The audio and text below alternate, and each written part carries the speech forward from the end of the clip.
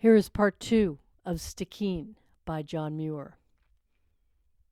When I gained the other side, he screamed louder than ever, and after running back and forth in vain search for a way of escape, he would return to the brink of the crevasse above the bridge, moaning and wailing as if in the bitterness of death. Could this be the silent, philosophic Stickeen? I shouted encouragement, telling him the bridge was not as bad as it looked, that I had left it flat and safe for his feet, and he could walk it easily. But he was afraid to try. Strange, so small an animal should be capable of such big, wise fears. I called again and again in a reassuring tone to come on and fear nothing, that he could come if he would only try. He would hush for a moment, look down again at the bridge, and shout his unshakable conviction that he would never, never come that way, then lie back in despair as if howling, "Oh, what a price! Oh, what a place! No, I can never go down there." His natural composure and courage had vanished utterly in a tumultuous storm of fear. Had the danger been less, his distress would have seemed ridiculous. But in this dismal, merciless abyss lay the shadow of death, and his heart-rending cries might well have called heaven to his help. Perhaps they did.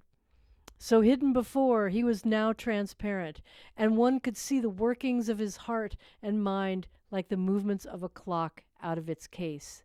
His voice and gestures, hopes and fears, were so perfectly human that none could mistake them. While he seemed to understand every word of mine, I was troubled at the thought of having to leave him out all night, and of the danger of not finding him in the morning. It seemed impossible to get him to venture, to compel him to try. Through fear of being abandoned, I started off as if leaving him to his fate, and disappeared back of a hummock, but this did no good. He only lay down and moaned in utter hopeless misery.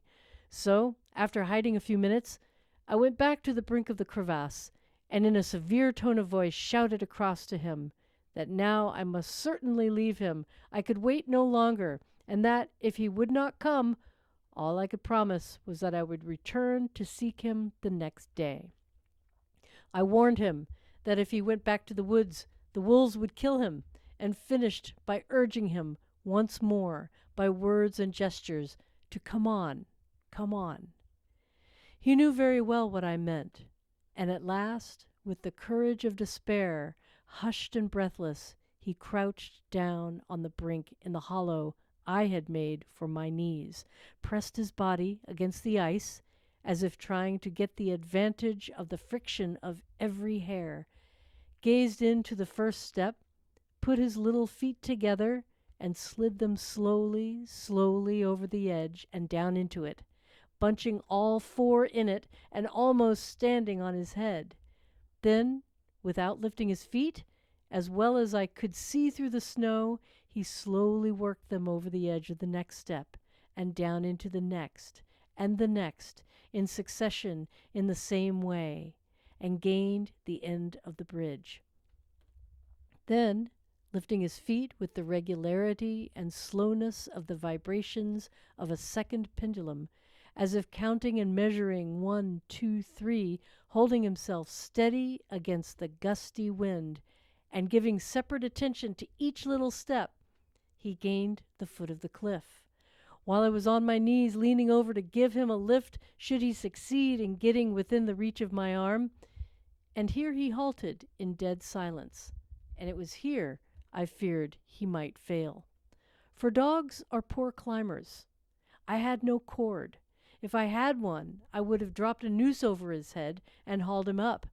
But while I was thinking whether an available cord might be made out of clothing, he was looking keenly into the series of notched steps and finger-holds I had made, as if counting them, and fixing the position of each one of them in his mind. Then, suddenly, up he came in a springy rush, hooking his paws into the steps and notches so quickly that I could not see how it was done, and whizzed past my head, safe at last. And now came a scene. Well done, little boy, brave boy, I cried, trying to catch and caress him, but he would not be caught. Never before or since have I seen anything like so passionate a revulsion from the depths of despair to exultant, triumphant, uncontrollable joy. He flashed and darted hither and thither, as if fairly demented, screaming and shouting, swirling around and around in giddy loops and circles, like a leaf in a whirlwind, lying down and rolling over and over, sideways and heels overhead, and pouring forth a tumultuous flood of hysterical cries and sobs and gasping mutterings. When I ran up to him to shake him, fearing he might die of joy, he flashed off 200 or 300 yards, his feet in a mist of motion. Then, turning suddenly, came back in a wild rush and launched himself at my face, almost knocking me down, all the time screeching and screaming and shouting as if saying, "Saved! Saved! Saved!" Then away again, dropping suddenly at times, with his feet in the air, trembling and fairly sobbing. Such passionate emotion was enough to kill him. Moses' stately song of triumph after escaping the Egyptians and the Red Sea was nothing to it. Who could have guessed the capacity of the dull, enduring little fellow for all that most stirs this mortal frame? Nobody could have helped crying with them. But there is nothing like work for toning down excessive fear or joy. So I ran ahead, calling in as gruff a voice as I could command to come on and stop his nonsense, for we had far to go, and it would soon be dark. Neither of us feared another trial like this. Heaven would surely count one enough for a lifetime. The ice ahead was gashed by thousands of crevasses, but they were common ones. The joy of deliverance burned in us like fire, and we ran without fatigue, every muscle with immense rebound, glorying in its strength. Stickeen flew across everything in his way, and not till dark did he settle into his normal fox-like trot. At last the cloudy mountains came in sight, and we soon felt the solid rock beneath our feet, and were safe. Then came weakness. Danger had vanished, and so had our strength.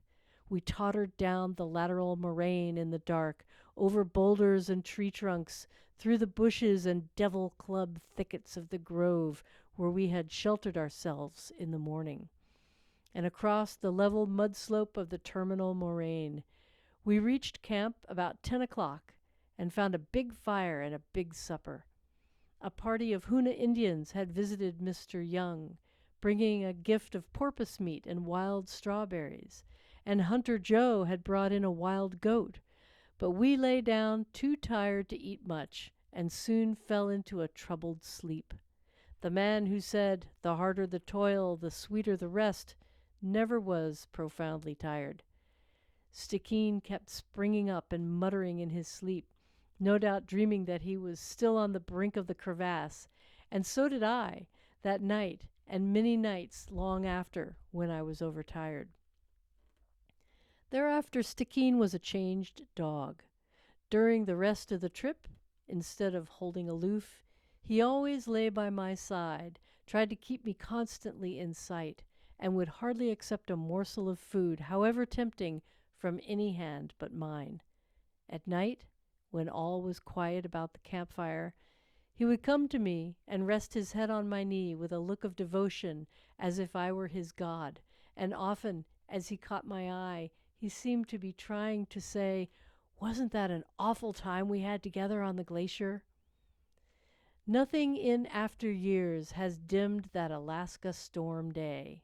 As I write it, all comes rushing and roaring to mind as if I were again in the heart of it. Again I see the gray flying clouds with their rain floods and snow, the ice cliffs towering above the shrinking forest, the majestic ice cascade, the vast glacier outspread before its white mountain fountains, and in the heart of it the tremendous crevasse, emblem of the valley of the shadow of death, low clouds trailing over it, the snow falling into it, and on its brink I see little Stickeen, and I hear his cries for help and his shouts of joy.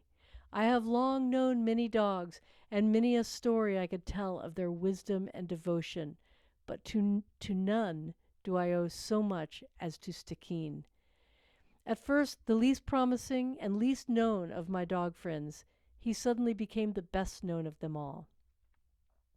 Our storm battle for life brought him to light, and through him, as through a window, I have ever since been looking with deeper sympathy into all my fellow mortals. None of Stickeen's friends knows what finally became of him.